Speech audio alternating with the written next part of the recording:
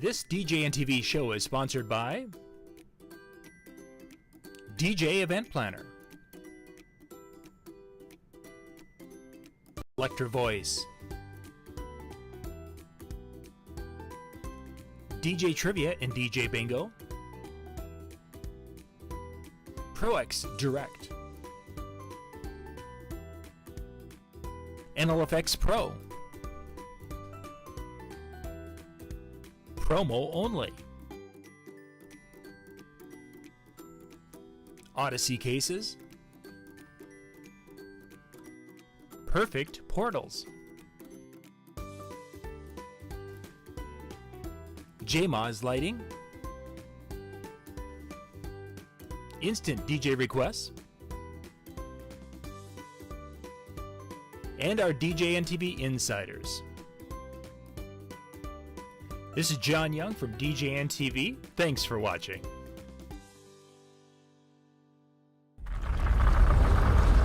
Welcome to DJNTV and Tuesday Night with Ben Stowe. Now introducing the one and only Ben Stowe. Yeah, baby! Yeah. Good evening and welcome to Tuesday Night with Ben Stowe. This is week 2 of the... What season would this be? Is this like our 4th? 17th? Oof. We started in 2014, so this would be like almost 7 or 8. I know at one point we counted the shows and we've done over 100. Yeah, well, I don't know where we're at now. Oh, I would think we're well over 200, but yes. So this is season number, and we are happy to be back with episode 2 of that season. Yay! Tonight, Ben, I've got questions lined up. All right. And this is going to be... I love these shows. Honestly, I love hearing what people come up with, and some of them are great questions, like, meaningful... Deep. And some of them are just great questions. You know? So the questions we've got for tonight are questions that people have sent in over time because we've asked a number of times to have questions sent in. If you've got a question you'd like us to use, please message that to me or get that to me one way, shape, or form, email, messenger, whatever. Or you can put it in the chat, and I will find these in a chat. And that's generally where they come, but they will be like 4 months later. Somebody will be like, hey, here's a question. Oh, that works. I got a fly in here tonight. So let's jump right into it because we've got 10 we need to get through, and we want to make sure we get through all of those tonight. So Ben, if you're ready to go, we'll take off. That's 5 minutes a question. All right, bring it on. Okay. So the first one is about projectors. Somebody was looking for what you would recommend for a projector to use for gobos at weddings, and what things you would probably look for in a projector to really be able to be competent for doing gobos at weddings. Well, first thing I'll say is that on this very platform, one of those many hundred shows we did, Michael Anderson and I did a show where we really covered this topic fairly exhaustively, as I recall. And the top 3, if you will, I'm sort of abstractly picking a number here, would be brightness certainly is a concern. Has to be bright enough. Many times gobo projectors are being used at a significant distance, which leads us to the next 2. And the other is resolution. Gobos tend to have a lot of fine detail, and when you are projecting from a distance, we're not using the full area of the projector, so the area that you're using to project the image might be only a small part of the image the projector is capable of producing, and that's due to the size we want it to be when it gets to the wall. So having a low resolution projector is going to produce a lot of big blocky detail in that, as opposed to a nice fine detail. So I would say at least a 1080. And I didn't say a number for brightness. Sorry. I would say probably 5,000 lumens minimum, so 5,000 lumen, 1080p or 1080i, doesn't matter, but 1080 resolution. And then the last thing would be contrast ratio. And now pretty much all projectors are moving towards laser, which have a really good contrast ratio, like add a 0 to what the lamped models used to have. So it's very, very, very good. And the reason for that is you don't want a big gray box where your gobo image is not. So we only want to see the image and just that. So that'd be my top 3. So have projector technology changed? You mentioned the laser side of it. Has there really been any other major changes in the last 3 years or so? Probably not in three. I mean, certainly, like all things, we're seeing that constant, steady march towards better, higher resolution. There are 4K models now, and I don't know that that's necessary for a gobo, but that's really what we're seeing. Is we're seeing the change in the light source being laser, and we're seeing a change in the intensity. Excuse me, the resolution. Just projectors are just much better bang for the buck now. Like computers or any other technology piece, really. Talk just a little bit about the keystoning and how that would be used in a projector for gobos. Oh, excellent point. That would definitely, if I expanded my list to 4, I think that would certainly have to be on there. And there are a couple different types of keystone. There's vertical keystone like this, and then horizontal keystone, which is the opposite. But then there's also 4-corner keystone, which many projectors have, and that allows you really to kind of grab a corner. And for example, if we're not projecting directly straight on, we're going to have some warping and some keystoning of the image, where the further part of the image is going to be a little bit bigger than the nearer part, so it's going to cause that image to skew, sort of a trapezoid shape, if you will. So yeah, keystoning would definitely be very important as well. Does the lasers give us a brighter image? Thinking back 10 years ago, if we were going to buy a projector, a 3500 lumen was kind of a big one in that upper end of the prosumer type line, however you look at it. Have the lasers allowed them to get brighter? Well, I'm going to give you 2 contradictory answers here. Lumens are lumens and lumens are not lumens. So that really is a deep rabbit hole that we don't have time with the other questions we have today. But I think Michael and I may have covered it, but otherwise do some reading on that, and you'll see where there's different types of lumens, ANSI lumens, and then whether you're talking about colors or white or whatever. There's different ways that they do that, but for the most part, that doesn't have much to do with the imaging, the light source, as it were. So I would say no, lasers haven't really allowed us to get brighter. They do have allowed for these obscenely good contrast ratios, like 300,000 to 1, and much richer colors. So I guess there's that. Mm-hmm. All right, let's keep moving through here. Next question. We're going to be kind of That's goodness, because projectors, honestly, I have to confess, projectors and video, my least favorite topic. Yeah, but you do well. You do well. We just got that out of the way. We just move right on. You do well with that. So the next one is, we're talking about video. How could we run video uphill? Wait, we're still on video? I just said it was my least favorite topic. That's why I was going to Stop it now. Okay, so it's time for the magic little. I don't dislike it. I just like it the least. Time. Audio is my favorite. Lighting, my next favorite. Video is crystal ball time. The great Ben. Okay. Crystal ball. Looking into the future with lighting, the DJ. Is there anything that you have seen recently, or or have inkling of, that's going to kind of change the game when it comes to lighting for most mobile DJs? No, I would say nothing as revolutionary as LED. Those are things that come along once in a lifetime. Kind of like the invention of the iPhone, so to speak. So certainly that's going to continue to change. There's the new ILS from Chauvet. Those fixtures starting to land now, where you have kind of an integrated control system within an ecosystem.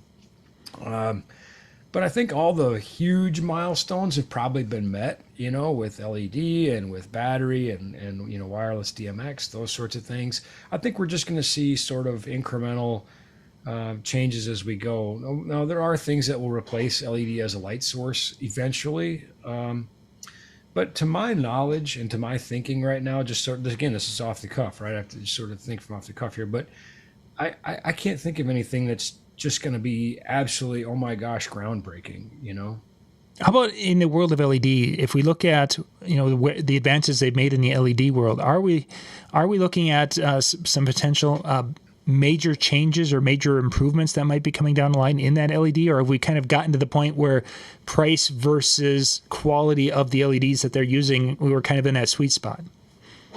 I think LED is going to continue to mature. It's so widely deployed now, though. We have LED as principal lighting in buildings and, for things like street lights and all kinds of places now where LED is kind of the primary dominant light source. So I think LED is probably approaching, maturation. But that's where, again, that next generation thing comes. I've heard all kinds of things, organic and other, but I think, certainly it's going to continue to to improve. And we've gotten very good at the different color mixing topologies, RGBAL and RGB AW and all kinds of different things like that. But I think right now probably we're battling the supply chain, which I lied earlier. Video is not my least favorite topic. Supply chain is my least favorite topic. Where just getting chips and things. Now, in some hands, that's actually forcing some design changes, which is good, where manufacturers are saying, instead of redesigning this whole legacy product or this whole existing product to meet the available chips, we'll just make something entirely new. So, but anyway, my crystal ball is a little foggy after the last couple of years, so it's very possible I'm overlooking something. Well, we'll have our 2023. We'll get back to with the NAMM and other shows. They'll all be back, hopefully, to the level of what they were prior to, and maybe we'll get to see some new things there. Well, I think these things that we've encountered, COVID and the shutdown and the supply chain disruptions we continue to see, all of these things in the time and on the face of it are bad, but they also are all very fertile grounds for creating new things. Whether it's new technologies, new products, new methods. So good things always tend to come out of these things. And I guess we'll just have to see what happens there. Right now, we're still just very much living in the not so good part. Yeah, for sure. Let's move on to the next one. Next question is about speaker cables. Someone was asking if gold-tipped speaker cables in the pro audio world, if that is something like it is in the home theater world.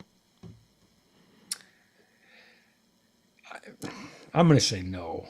I think that there's an immeasurable difference, particularly when we're talking about something like a high amperage, like a loudspeaker. And I've seen speaker cables that are like $80,000. Who am I to argue that but I'll tell you this, in the pro touring realm, that's not what we're worried about. We're worried about good conductivity, reliability, those sorts of things. But the conductive difference between gold and nickel or silver or whatever is it's not going to make a meaningful difference, I don't think. Yeah. I do think there are things that you should be a lot more concerned about. The construction of the cable, the quality of the build, things that lead to the propagation from end to end in the cable, the 20, 30, 100 feet between the tips. I think that's where it really matters. I think having a gold tip on, one conductor or even two, I'm sure that there's a measurable scientific difference in the conductive properties. That I know for a fact. Whether or not it matters, whether or not that translates to a meaningful difference in your sound, I don't think so. So really, the quality of the wire, and in regards to that, you're coming to kind of gauge and makeup of the wire as the big things? Absolutely. I think that particularly when we get into something like, now when we say speakers, many speakers today are active for DJs, certainly. So we're not talking about a speak-on cable with, a couple of large conductors, although that is important when we're talking about passive speakers. The size of the conductor does matter. We get into loss within the cable, and that's loss is relative to the load being driven. In terms of percentage wise, if we have a 4 ohm load and a 1 ohm loss in the cable, which would take a lot of cable, but that's a 25% loss or a 20% loss in your drive. So I think we're talking about XLR cables. We're talking much more about very low amperage signals where you can go very, very long distances, 5, 6, 7, 800 feet. But there, the properties of having the signal, propagated well on a balanced cable, having good, precise, regular, consistent twists, good shielding. Talking about bad cables just makes me ill. Yeah. It does. It is pretty moving. But the things that allow our signal to get from the origin point to the destination point as close to what we sent as possible, that's what's important. Excellent. Question. Next one. This one, I think you might be able to do this the best by getting a little technical and maybe going a little deeper on this particular question. What is the difference between gaff tape and duct tape?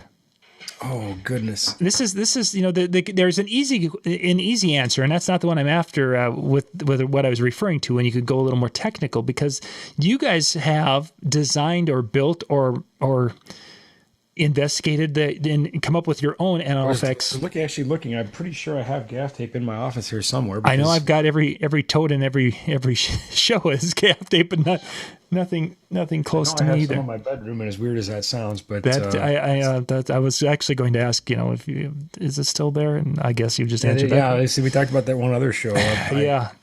I don't ask me why it's in the bedroom, because it has nothing to do with what you're thinking it might. But basically, in a nutshell, there's a couple of things that we'll talk about. Both of them are cloth-based tapes, but that's about where the similarities end.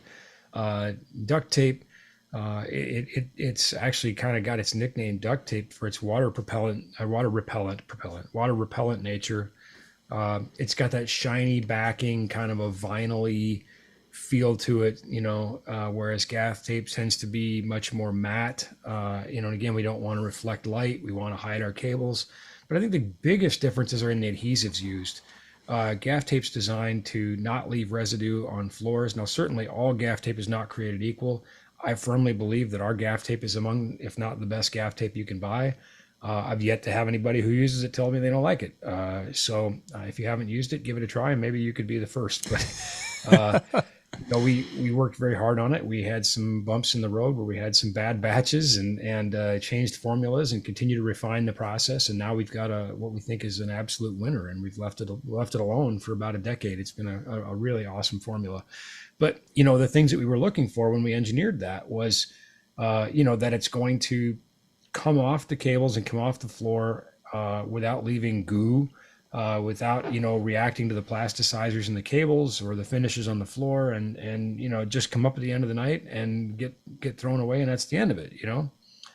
Whereas duct tape's not designed for that at all, and anybody who's to put duct tape on any cord knows you're going to have goo left over, and it's just the most frustrating experience trying to get all that off. So now, sorry to say that is not to say that all gaff tape's created equal, and neither is all duct tape, but those are the general things. So when you guys were doing your experimenting and things, was the ability to rip the tape, is that something that is a variable that can be adjusted and changed from the different ones you were looking at?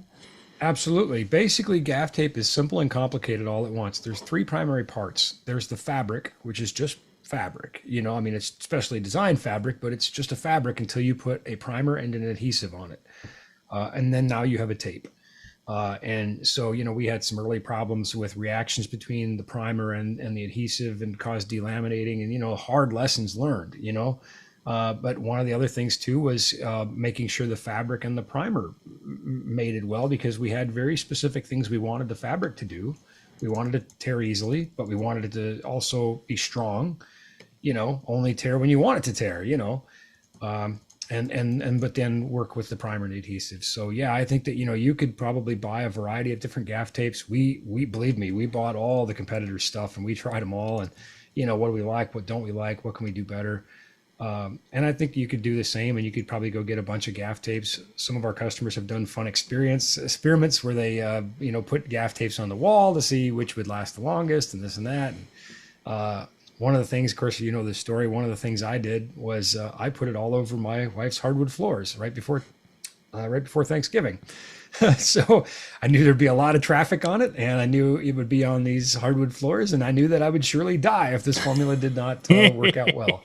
And as you can see, I'm here, so it worked out fine.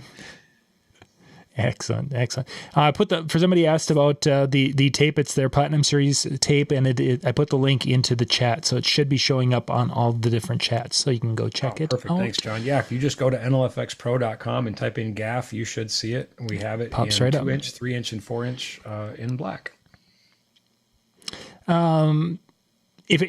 We'll just add this one in there to clean your XLR cables. If you've got some gunk on it, what's the best way to clean that? I've typically found Goo Gone works the best, and then I'll try to clean it again with just some water after that, get any chemical residue off there. But that's kind of been my go-to. Okay, excellent. Somebody might, listen, I learn from people all the time. So viewers, if you've got something that works better, I'm all ears.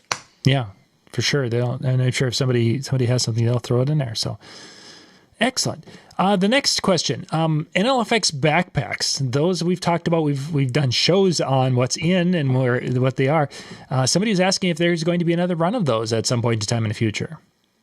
Well, they're always being made because we as a staff use them, and I find that mine last between 2 and 3 years under normal travel conditions. Which is 100,000 miles a year.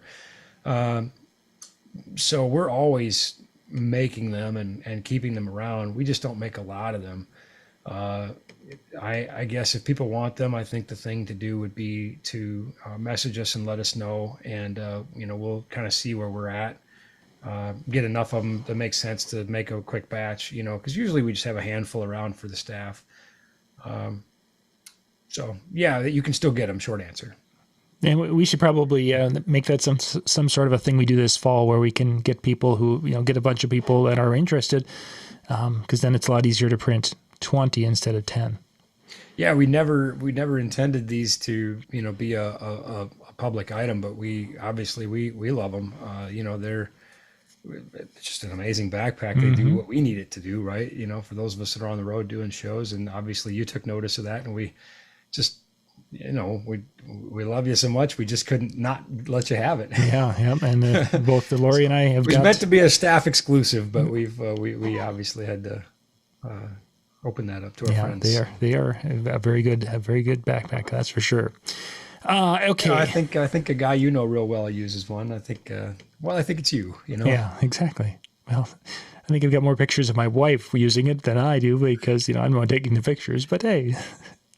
You got to be careful with that, because I took a picture of a couple of the women that work for us. They were in the airport, and there was 3 of them walking in front of me, and they all had backpacks, and I thought it was a cool picture, so I took a picture. And then I got accused of taking pictures that are of their backside. Backpacks. Yeah. So, I'm like, but is exactly right. Yeah. No, I'm like, listen, you guys don't understand, right? Like, I mean.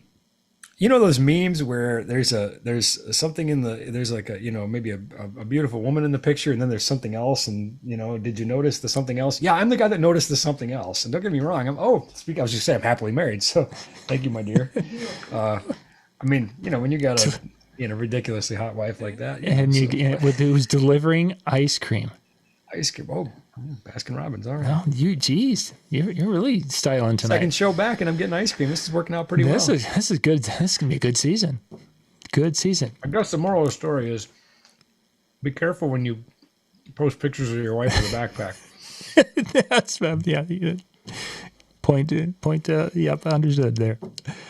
So the next question, jumping to that one, if a person's going to be trying to do sound around an outdoor space, like a picnic or something that's in a 200 by 200 space is what they had said. It could be a city park. It could be a large, it's about an acre is what you're looking to cover with sound. What's the best way to do that in this wireless world we live in? Well, I think there are 3 things that came to mind. One is you have to cover the area. So the wireless is irrelevant for a moment. The loudspeaker has to be capable of covering the area you wish to cover, or you have to have enough of them.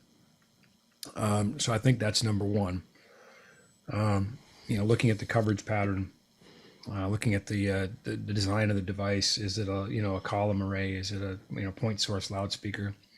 Then I think the second thing is, when we say wireless, are we talking about battery powered as well, or just wireless signal propagation to the speaker? And of course, one of the most watched shows we have is how to make my speakers wireless. Which gets into the radio side. When we start talking about things like battery power, obviously the number of speakers that are available to us to look at the engineering for sound coverage, that number goes down. We've ruled out all the non-battery powered speakers. So that becomes a little bit more of a challenge. And of course, when you battery power something, many times what they do is these are less powerful devices, which leads to longer battery time, right? So in other words, we have to, engineering is a series of compromises, and we have some things that are sort of diametrically opposed here. So, but I guess, if we can leave the battery part out of it, then the options become much greater. You can use things that are regularly in your arsenal. You just have to figure out a way to power those devices. And that leads to another set of concerns, like getting power there over a long distance. And we did a show on that. We talked about volt drop, things like that. So, in other words, it's difficult for me to just say, well, if you just do these things, you're good. You know, I think too, going back to number one, the sound coverage, we have to think about what is the level of expectation. You know, just this afternoon, I was meeting with some friends at our local arena. We were talking about some upcoming things, and we were all kind of talking about, you know, a Slayer Lamb of God show, you know, and the stresses that puts on a PA, as opposed to, you know, I've got Disney Junior coming up where they have put a cap, nothing above 98 dB. You know, I'm like, oh, hallelujah. The PA is just going to, you know, cruise through that.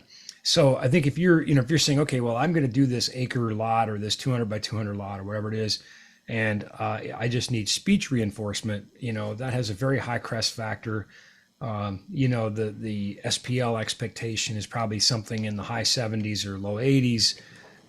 You know, that's very different in terms of the demand on a PA than if you say, I want to do a rock show wirelessly over an acre. I'm going to say that's probably not possible. Sure. You know, or practical, certainly not practical. You know, and going back a minute to my wife, who I do absolutely adore, and she just brought me ice cream. So what's not to love? But it's pistachio ice cream. So I have a feeling I'm going to be choking on pistachios all show. So viewers, if I just start choking, call upstairs to his wife and quick Heimlich. No, it's just, you know how it is. You get like the sort of pieces of the, you know. But I can't not eat it. Oh yeah, of course, because otherwise it gets soupy, and then you have to drink it, and that's just not right. It's ice cream, yeah. Yeah, it's got to be consumed properly. So the next one is, they were asking a best way to test Duracell batteries, and I don't think the Duracell was probably the big thing, but I guess what would you, for testing batteries in this day and age, what would you recommend for devices for that? Well, before I answer that, I'll just say I was thinking about this as you were asking the question. I was just thinking about how weird it is to be on YouTube watching some guy eat ice cream, but then I thought about all the stuff my kids watch on YouTube, and this is hardly the weirdest thing you'll find. So that is true. That is true. Maybe we just need to do more of this. Like, we'll be bigger than the Kardashians. Well, the only way to make it better would be to then like have Brian Red in a corner doing reactions, facial reactions to what we're doing. You know, where he's just like for that. He's just like do like kamikaze ice cream tasting. You know, like some of those weird flavors that you don't expect. You know, like, you know. Well, no, wait, I'm not even going to talk about it. So how do you test batteries? I think that for me, the simplest thing is just a multimeter, you know, because it does so many things. I pretty much always have one around me.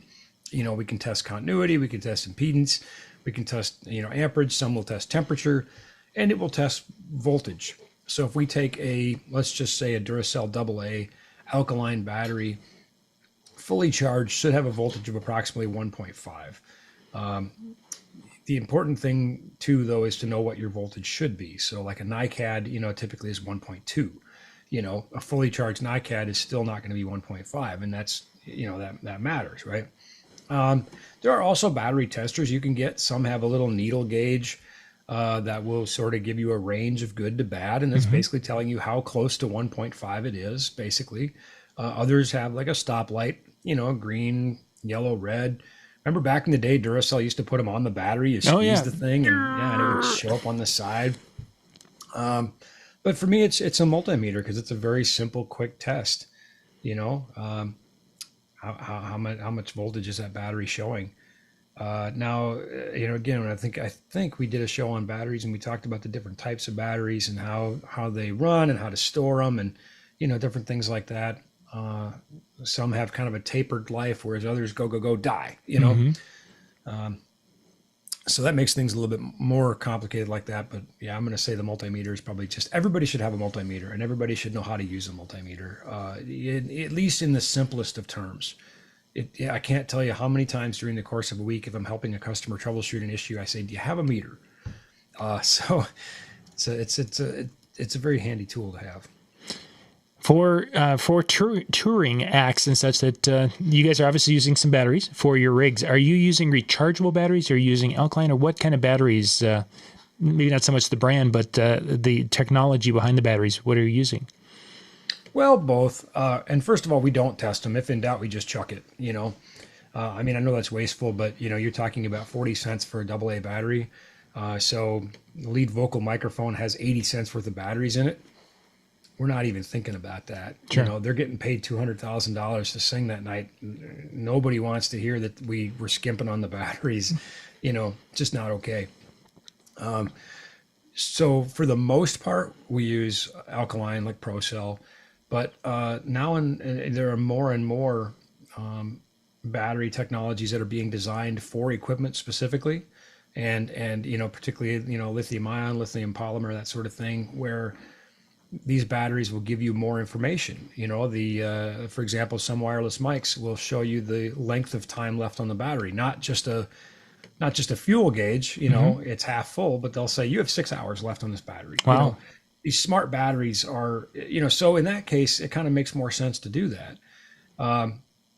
In all cases, I prefer to use equipment that at least has two options. If I'm using rechargeables, I still want to know that I have the ability to use an off-the-shelf alkaline, just in case something goes wrong with the charging process. You know, because again, the show must go on, right? Yeah. Excellent. Next question. Carts. This is actually one that MJ and I were talking about, I think, a couple of weeks ago off camera. But is there anything new in the cart world? What's the best cart out there right now that a person could get into if money's not really much of an option or an object? Well, money's not an object. I mean, probably something from Wayne Enterprises. You know, I'm sure they, you know, make the Batman cart or something that, you know, I don't know. But, you know, I don't know that I have a great opinion on this. I probably default to Rock and Roller. You know, they've been serving the entertainment industry for a long time, but there are tons of other options from Gator and Onstage and Crane and, you know, all kinds of other companies. I guess for me, I keep coming back to what's been comfortable, which has been Rock and Roller. By and large, their track record's really good, and they've certainly had some bumps. You know, they had some frame problems that you know they worked through. They had some wheel problems. You know, manufacturing can be a challenge. I guess I just haven't seen others that haven't had problems either. You know, there were. I guess I don't want to pick on anybody. There was a manufacturer that came out with a cart that was basically a direct copy of the Rock and Roller, except it was built way worse, and they were just terrible. You know, and customers would ask, well, "What about that?" And we're like, "Nope." It's garbage. So I don't know. That's not a very helpful answer to viewers. I know I haven't really invested the time to give a thorough review. I see people post things online that they've got this cart and they love it, or they've got that cart and they love it. And I think that there's probably a lot of room for interpretation on all of these things. Some of the early carts that we had inflatable tires, are they still doing inflatable tires on carts, or has it really gone to the no flat type tires? Again, that depends on the manufacturer, but certainly Rock and Roller's doing the you know, the R-Track no flat tires.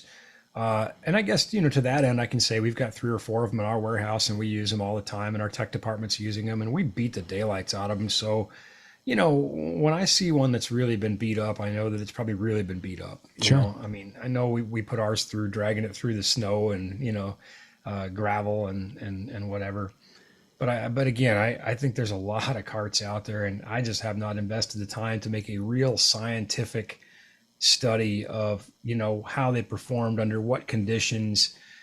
And that's what you'd have to do. You'd have to take these carts and do it, you know, the same load, the same conditions, you know, and measure those results somewhat scientifically to really make a factual statement of, this is the best. Otherwise, everybody's speaking of their own personal experience, and there's a lot of room for difference there, you know? For sure. I mean, this cart's never failed me. Well, good. I mean, I hope it doesn't. But what does that mean to, you know, Joe Schmo that's going to put 4 times as much on it and, you know, drag it through a pile of broken glass or something? Yeah. I don't know. Yeah, there are definitely variables and even within the same lines. I mean, over the years, I've had 10, 12 Rock and Roller carts because we use those as a multi. And some of the models I absolutely love. Some of them are like, oh. So, yeah, it's really, I guess one of those things you got to do your research and try them out where you can. Well, and like I said, Rock and Roller's gone through some manufacturing changes too, where they, you know, I think they changed plants, I think they changed countries, and you know, and they definitely have had some issues. You know, they've had some, but they've always taken care of them. You know, they've sent replacement carts, they've sent replacement frames or wheels, and they stock replacement parts for them too. So again, they haven't done anything to where I don't feel comfortable selling them. I do, and they've just kind of consistently served the industry, but that does not by any means mean that I'm saying they're the best. I'm saying I haven't really done the math. Yeah. All right, let's continue on here. Our next question. Is it true that snot can freeze in your nose in the winter in Bemidji? Well, that's not really a question. No, that really was one. Again, we get stuff sent in, and I hold on to these things like they're gold. Gold. I see what you did there. Yeah, gold snot. All right, so no, I don't know that it freezes in your nose, but it will certainly freeze right as it gets out of your nose. You can have, it can definitely be, if you have no hygiene whatsoever, for sure, it can be frozen all over your face. I tell you this, if you take a shower in the morning and walk outside with wet hair, it will freeze without a doubt. And probably a story our viewers don't want to hear, but those are probably the ones they do want to hear. So, 100 years ago, I was a high school wrestler, and our school was 3 buildings that were connected by underground tunnels because of the cold weather. The problem was our wrestling locker room was in one building, and our wrestling room was in another building. Old school, and they just put stuff where they could, and it was really poorly planned and conceived. And to cut down on crime and vandalism and all that, they locked the tunnels at night. So we would leave wrestling practice and have to walk outside between buildings, and it was a good stretch, 300-400 feet probably between buildings, through a parking lot and whatever. And we, of course, were absolutely soaked to the bone. It's what you do. You crank the temperature up in the wrestling room and you sweat and try to lose some weight. On average, I would lose about, 8-9 pounds in a practice. So approximately a gallon of sweat. And every piece of clothing we had would freeze to our bodies. It would start to crunch, including our underwear, So everything freezes in Bemidji. So happy to report we built a new school, and they have a wrestling locker room and a wrestling room that are mostly connected now. And of course, way too late for me. But, moral of the story, pretty much everything will freeze. But I've never had snot actually freeze in my nose. Yeah, that's good. Let's see the next one. So when do you think we can expect? It's another crystal ball one to start seeing new gear released, similar to what we had in the pre-COVID times. Well, remember when I said supply chain was my least favorite topic? Exactly. And I'm glad that we had one for you so you could really get there and say yes. I feel like we're starting to catch up more and more. I'm checking on ETAs of things, and manufacturers are saying, oh, that's landing next week, or that's here, I wish we were catching up better in our cables, but we're trying. We've Neutrik being out of connectors a few times has made that a challenge. But as far as the new things, I would say we'll start to see things start to roll. I think we'll see some new product releases next spring at NAMM. Again, I don't think we're going to see anything groundbreaking or earth-shaking for maybe a year or two. But I think we will see things. I don't think it will be a very clear open the floodgates and here's everything new. I think it'll be pretty staggered, for example, Shure is still putting dates for like next summer for wireless systems, production systems. So tough to release new stuff when you can't ship what you make now. Sure. I think they've got to work through that. But I think we will start seeing things here probably incrementally. We're going to see a new product release from Electro Voice next month. So we're going to see things here and there. It's just not going to be the floodgates, Now, I'd love to be wrong. Yeah, exactly. And who knows, things can change. We got a couple of questions that have popped in here from some of the viewers tonight. Hopefully none of them are about frozen underwear. No, but somebody asked about short throw projectors. Your thoughts on a short throw projector when we were talking about gobos with weddings? Well, short throws are great when you don't have to go a long distance. But for gobos, I don't think they're all that great of a choice because you do have to be very close to the image. They're not designed for the way we typically use gobos. Short throw projector is going to be great for things like slideshows, video projection, where you've got a short distance between the screen and the wall, maybe, whatever. But I think for gobos, that's going to be tougher. Okay. So where would you, short throw pretty much for music, like doing it for video only, like music videos and slideshows, and that's pretty much the extent? I think so. Or corporate work, and corporate work pays well. Yeah, that's true. That's true. Next, it's sort of like I always talk about speakers, and I say have the right rig for the gig, have the right projector for the rig. Or in the upper pro level projectors, you have swappable lenses, so it can be a short throw today, a standard throw tomorrow, and a long throw the day after that. But that there's sometimes the lenses for those things cost more than a low cost projector. Mm-hmm. So maybe you just want to have a couple different projectors too. Yeah, and they can, if somebody has questions, they can call you up and say, Ben, this is my situation. Absolutely, yeah. Myself or Katie or Tanisha or Linnea or anybody in the office, we're all Phil, whoever, we're all there to help. So excellent. Next question: are there options to get 90-degree connections on wires? Specifically, they had made reference to, I believe I saw in there. I just copied a couple of notes on it. I think they were talking about their XLR wires. They wanted to have a 90-degree on that. Coming out of their case or something to that effect. I mean, if they don't... Yeah, you can go right to our website and you can type in PSM and it will give you two options, our standard Platinum Series mic cables and also options with right angle connectors. We can also customize those right angle connectors to go in directions Neutrik did not intend them to go. We can custom machine those. And of course, we have our Sidewinder series, which is unfortunately not shipping near as fast as we like. We finally caught up with the April orders, but... we're digging out like every other manufacturer, we're fighting our way through the supply chain. But that's another option where you have almost 360-degree rotation available to you.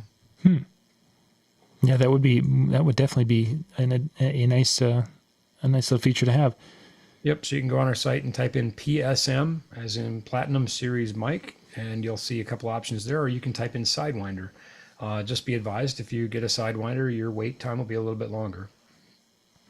Is there a 90-degree speak-on connection out there? There is a 90-degree speak-on connection. Okay. Somebody had asked about that the other day. PowerCon connection, though. Okay. I saw that. I think it was a speak-on is what they were talking about, is a 4-connector speak-on. And it's like... Yep, there is a right angle NL4. Excellent. I think we made it through our questions, and our time is just about up. Well, I'll be darned. Look Excellent. At that. Huh. Excellent. So wonderful. Thank you, Ben, for going through that and being a good sport and watching your ice cream melt. It's actually it's doing pretty good because it's September in Bemidji, so it's the lake will be getting some frost over next week. It'll be great. Man, we got down to 34 the other night. Wow, we didn't quite get that, but yeah, it's. I'm not ready for it, viewers. I'm not for it. I'm not here for it at all. I like warm weather. I'm struggling with how fast winter has come. I mean, we still have green grass and still have leaves on the trees, but it's September 13th. We should not have near frost conditions. Yeah. That's not okay. I'm not viewers. I'm not doing okay. This is October, and that should be an October type of weather. I heard rumor that there's a group in Hawaii that's looking to maybe have fly me down and come do a presentation and some training. And I'm like, at this point, I'm like, look, I'll do it for free. All right, never mind. You know what? Just get me out of here. Just go. Let's go. Take it during this night, right? And it's September. We've had 2 football games. It's not Halloween. It's not Thanksgiving. I'm not doing okay, people. Not doing okay. I'm not ready to see Christmas decorations. I'm not ready to see Halloween. No, Rachel Lynch. I love Rachel Lynch. You know this, right? But she sent me a picture of what she had done in her house with Halloween decorations, and I nearly blocked her. I'm like, that's it. Stop. It's way too early. And that was weeks ago. I wasn't even recently. That was like September 1st. I'm like, no. You'd be the only person who would block Rachel. But you know what? I'd unblock her because she's such a great person. She, I think a lot of people know her for what she does for gear videos and things. But I've really enjoyed getting to know the personal side of her, and she's really a good person. Mm-hmm. I think she honestly only likes me because of my cat. So I have to supply regular pictures of the cat, but whatever it takes. I mean, Funny. Well, thank you guys for being with us tonight. Up next is Howie and the crew. They're going to be in the... No, excuse me, tonight. It's Tuesday night. My nights are off. DJNTV.com/chill. Howie and Brian Speaking and of great people, like, what a heart of gold, man. Howie's a great person. Oh yeah, for sure. And they have a great time on Tuesday nights. They'll have a variety of topics throughout the course of a show, but there's some nights when they start digging into some of the music in the back and history of different things. And yeah, they leave me in the dust so far off the road on those things. It's like, goodness gracious. He's my nerd brother too. He's very smart. He's very technical. These guys they know their stuff and they have a good time with it. So you can go out to DJNTV.com/chill and hang out with the guys on a Tuesday night music show. They'll be starting that. They'll start the recording in about 15, 20 minutes here tonight. But you can go into that Zoom room, that chill room Zoom run, and chat a little bit and shut the cameras off while they do their recording and then bounce back in and have some fun tonight. So. And Ben, I think next week we'll be back again. Sounds good. Bring it on. Get that ice cream ready to go. So everyone have a wonderful evening. I'll go catch the guys and we will catch you next time. Good night, everybody.